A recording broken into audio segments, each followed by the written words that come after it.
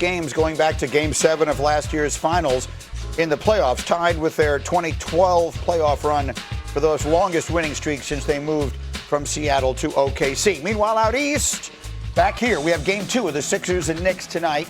Knicks on a historic run of their own. After trailing 2-1 to the Hawks in round 1, they've won 4 straight by an average of 33 points per game, and they are favored by 6.5 in tonight's Game 2 against Philadelphia. And as usual, it's been Jalen Brunson igniting the flame, scoring 35 or more in each of his last 5 playoff games against Philly, tying the longest streak against the Sixers in NBA history, tied with Michael Jordan, by the way. And you can't forget Karl-Anthony Towns, who's averaging nearly 19 points, 11 rebounds, and 6 assists in the playoffs, on pace to be the second Knick to average 15, 10, and 5 in a postseason. The other was Jerry Lucas in 1972.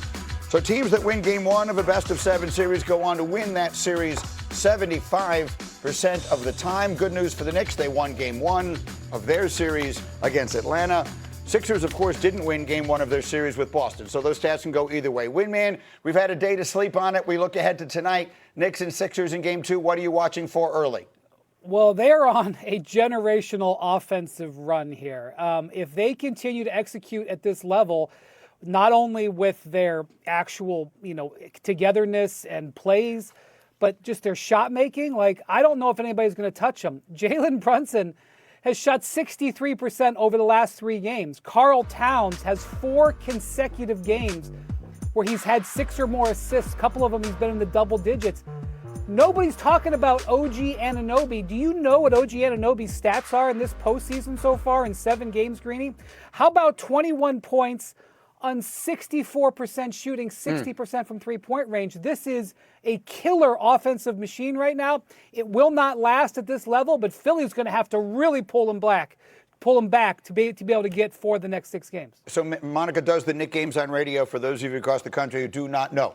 Game 1 was a very one-sided affair. The Sixers looked tired, and everything could not have gone worse for them. What will you be watching for closely early tonight to see if it's going to be different? Joel Embiid versus Karl-Anthony Towns and Mitchell Robinson. And here's why, Greeny. For all of the wonderful, gaudy stats that Wendy just mentioned, Joel Embiid at 35%, 50%, whatever you want to call it, put 3 fouls on both of them by halftime. And for me, that is of great concern. Now, if you want to go into deep cuts, Ariel Hug-Porty off the bench came in, gave you some great minutes, whatever. But the issue is Karl-Anthony Towns, as Wendy mentioned, has been such an important part of that offensive firepower. He has to be able to stay on the floor. What do you think of this, Michael Wilbon, the Embiid factor? He looked just spent. He was shot. Expectedly so. He's going to bounce back. And he only played 26 minutes, I think, in Game 1. Nick Nurse, understood where this was going early enough to keep all those guys into 26 minutes good. Because they're going to have to deal with Karl-Anthony Towns, but reverse order, Jalen Brunson. They cannot give up a 35-point game to Jalen Brunson. And Philadelphia is equipped defensively to deal better with Jalen Brunson. That, to me, is priority one. I think they'll go back to Oubre. Here's where, to me, sweat equity means a lot. When you look at the New York Knicks' 4 best players, Towns, Brunson, OG, Mikal Bridges, they played 900 minutes in the regular season together.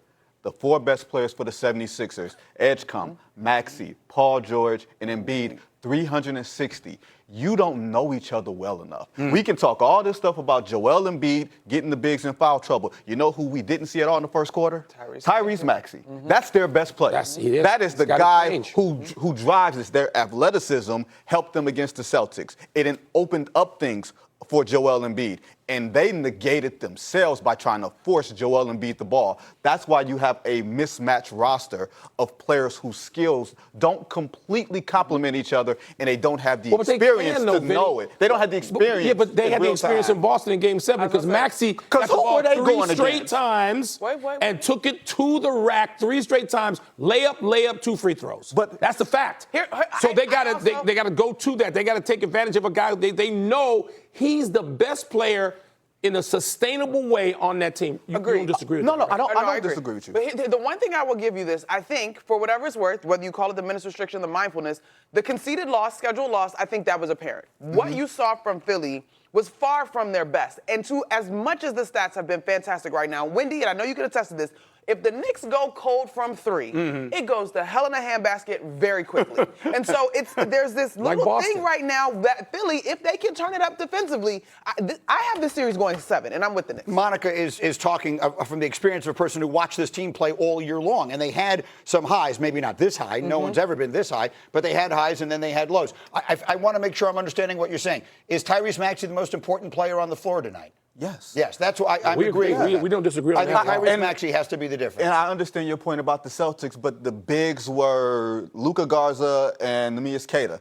not Mitchell Robinson and Karl Anthony Towns, who Joel Embiid also has to pay attention to on defense. But to Monica's point, if he can get them in foul trouble early, that will make a big difference. And I will go back to it. I think Maxey, when these teams played 2 years ago, Wendy, and you said yesterday, look, there's so many different characters in this play 2 years later. Paul George wasn't there, and the Knicks have made a bunch of changes. But the one guy who remains is Tyrese Maxey. He was the best player in that series 2 years ago, and he's going to need to be that tonight. Wendy, finish it up. Yeah, when they're at their best, it's both Maxey and Embiid working together. The challenge was that in the end of that Celtics series, those last 3 games, the Sixers played straight through Embiid. It was old school, dump the ball down into the basket and ride the big man. That's not how they're going to be able to play here. They've got to have a symbiosis. Maxey was just throwing the ball down into him and just letting him work. He's got to get back to running the floor. And I would expect Nick Nurse to stagger them more. He had stretches in game 1 where they were both out of the game. He knows better than that. He'll have Maxey with built-in times. 2 years ago, they both averaged over 30. They can do that again in this series against the Knicks. Yeah, there isn't any obvious reason to think this is going to be this one-sided. No. Now, strange things happen in There's playoff. every reason to think it won't be for anybody paying attention to the history of playoff basketball. And I'm sorry to say this, sitting here, the history of the Knicks. That's right. No shade, though, Wilbon, because I give Mike Brown his credit. Mike Brown, Nick Nurse have history from that Raptors-Warriors series. Sure. Nick Nurse is very creative and willing to throw whatever he got to do out there to make it happen. All right, so we'll look ahead to game 2 tonight. Much more on that as we go. Meanwhile, to show a couple of plays here, and then we'll get you in, Winman, because we went back over the blocks. There's one of them in which he seems to be completely right. And, Cindy, there's one play that is unquestionably goaltending. This ball is definitely going to touch the glass before he blocks it. We're going to show you 2 looks at it. Here's this one again, and then we'll show it to you from behind the basket, and you will clearly see. It's quick, it's bang, bang, but the ball definitely goes off there first. There's 2 others that we have. One clearly appears to be a foul. Another one is very close. This is the one that looks like a foul. If you slow it down, it looks like a foul. And then there's another that you'll see here in a moment in the sequence that does appear to be a goaltend, although it's pretty close. This is the one right here. That is pretty close. That means he still blocked 8 clean. Right, but That's not the point, though, Wilbon. No, that's not Finch's point. Yeah, And you by lose the the way, point. I love what he did. Well done. In the meantime, and you know this because you're the player sitting among us. Players don't remember goaltending. They remember getting their shot blocked, as the great John Thompson would say when he had Patrick Ewing. Offensive players remember they got blocked, and that was in their heads. But what did Big John used to say? Exactly, it got in their heads. And to Minnesota's point, I know that's not where we're going, Greeny, but to Minnesota's credit, it did not get in their heads. They kept going. Right. They're fearless. Right. That is the cool thing, and Finch is a great part of that. He and the blast furnace personality of Anthony Edwards. Yep. But he still blocked 8 shots, and if you're San Antonio, you're focused on that. Winman, get in here. Chris Finch is one of the great coaches we have in our league. Dateline Denver, April 20th, 2026. After game 1 of the series with the